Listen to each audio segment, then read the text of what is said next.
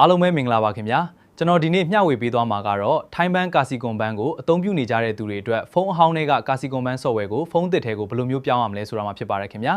ပထမဆုံးအနေနဲ့ကျွန်တော်တို့ဖုန်းအဟောင်းတွေကကာစီကွန်ဘန်း software ကိုဖျက်ပြေးရပါမယ်။ Okay ပါဖုန်းအဟောင်းတွေကဘန်း software ကို uninstall လုပ်ပေးလိုက်ပါ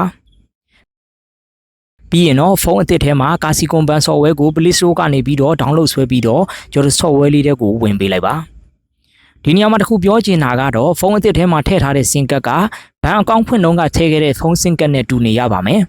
ကျွန်တော်ဖုန်းအသစ်ထဲကိုဘဏ် software ပြောင်းထည့်တဲ့အချိန်မှာလည်းအသုံးပြုတဲ့ internet ကလည်းကျွန်တော်ဘဏ်ဖွင့်ခဲ့တဲ့ SIM ကတ်ရဲ့ internet နဲ့ပဲသုံးရပါမယ် Wi-Fi တွေတခြား SIM ကတ်တွေရဲ့ internet နဲ့ကျွန်တော်ပြောင်းပြီးတော့ software ကိုထည့်လို့မရပါဘူးOkay ပါဘန် software တွေကိုဝင်ပြီးရောက်ပြီဆိုရင်တော့ဒီနေရာရောက်ရင်တော့ဘာသာစကားရွေးချယ်ဖို့အတွက်ကျွန်တော်ညာဘက်ပေါ်ထောင်းက Thai နဲ့ English မှာ English ကိုနှိပ်လိုက်ပါ Okay ပါဘာသာစကားပြောင်းပြီးပြီဆိုရင်တော့ဒီနေရာမှာကျွန်တော်ဘန်ဖွင့်တုန်းကထည့်ခဲ့တဲ့ဖုန်းနံပါတ်ကိုရိုက်ထည့်ပေးရမှာဖြစ်ပါတယ် Okay ပါ SIM ကတ်နံပါတ်ကိုရိုက်ထည့်ပြီးပြီဆိုရင်တော့ confirm ကိုထပ်နှိပ်ပေးလိုက်ပါ Okay ပါဒီနေရာရောက်ရင်တော့ဖုန်း SIM ကတ်ထဲကိုပို့ပေးလာတဲ့ကျွန်တော် OTP ကုတ်6လုံးကိုထည့်ပေးရပါမယ်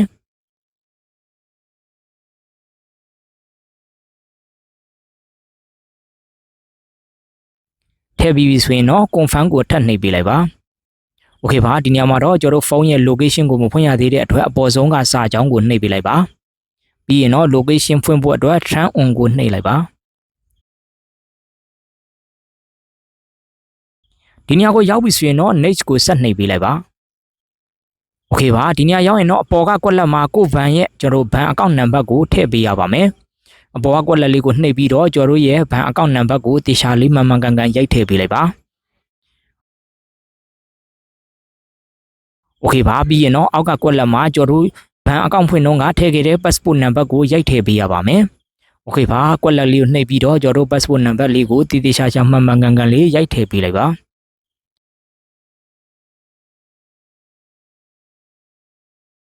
ပြီးရင်တော့ confirm ကိုထပ်နှိပ်ပေးလိုက်ပါ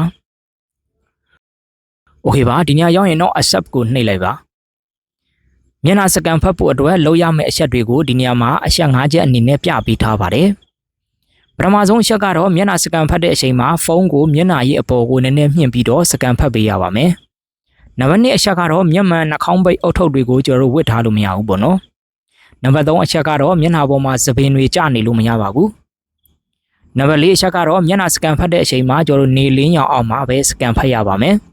နံပါတ်4အချက်ကတော့မျက်နှာစကန်ဖတ်တဲ့အချိန်မှာနေအလင်းရောင်အောက်မှာပဲစကန်ဖတ်ရပါမယ်မီးရောင်အောက်တွေအလင်းရောင်မရတဲ့နေရာတွေမှာစကန်ဖတ်လို့မရပါဘူးနံပါတ်5အချက်ကတော့မျက်နှာစကန်ဖတ်နေတဲ့အချိန်မှာကင်မရာတွေကိုတခြားသူတွေရဲ့မျက်နှာတွေပါလို့မရပါဘူး Okay ပါဒီအချက်5ချက်နဲ့ကညီပြီဆိုရင်တော့မျက်နှာစကန်ဖတ်လို့ရပါပြီမျက်နှာစကန်ဖတ်ဖို့အတွက် start scanning ကိုနှိပ်ပေးလိုက်ပါမျက်နှာစကန်ဖတ်တဲ့အခါမှာကင်မရာရဲ့အပေါ်မှာပြထားသလိုမျိုးအမူအရာလေးတွေလုပ်ပြီးတော့စကန်ဖတ်ပေးရပါမယ်ကျွန်တော်မျက်နှာပြုံးသိရင်ပြုံးရမယ်ကျွန်တော်ဘယ်ဘက်တွေညာဘက်တွေကိုလှည့်ပေးသိရင်ပေးရမယ်ပေါ့နော်အပေါ်တွေအောက်တွေပေါ့နော်တူပြထားသလိုအမူအရာလေးတွေလုပ်ပြီးတော့ကျွန်တော်စကန်ဖတ်ပေးရမှာဖြစ်ပါတယ် Okay ပါစကန်ဖတ်ပြီးပြီဆိုရင်တော့ဒီလိုမျိုးမျက်နှာပုံလေးနဲ့ scan complete ဆိုပြီးတော့ပေါ်လာရင်တော့ရပါပြီခင်ဗျာပြီးရင်တော့အောက်က proceed ဆိုတာကိုနှိပ်ပေးလိုက်ပါဒါဆိုရင်တော့ကျွန်တော်ဘန် software ကို lock ခတ်ထားခဲ့တဲ့အရင်က password 6လုံးကိုနှိပ်ပြီးတော့ဖွင့်ပေးလိုက်ပါပြီးရင်တော့ဒန်းကိုနှိပ်လိုက်ရင်တော့ကျွန်တော်ဘန် software တွေကိုရောက်သွားပါပြီခင်ဗျာ next ကိုဆက်နှိပ်ပေးလိုက်ပါ confirm ကိုဆက်နှိပ်ပေးလိုက်ပါ Okay ပါဘန် software တွေကပြတဲ့အတိုင်း like နှိပ်ပေးလိုက်ပြီးဆိုရင်တော့ဘန် software ကိုကျွန်တော်ရဲ့ဖုန်းအသစ်ထဲမှာသုံးလို့ရသွားပါပြီခင်ဗျာ Okay ပါဒီဗီဒီယိုလေးနဲ့ပတ်သက်ပြီးတော့နားမလည်တာမရှင်းလင်းတာတွေရှိရင်လည်းဒီဗီဒီယိုလေးရဲ့ comment box မှာဝင်ရောက်မေးမြန်းအကြံပြုနိုင်ပါတယ်ခင်ဗျာအားလုံးပဲအဆင်ပြေကြပါစေခင်ဗျာ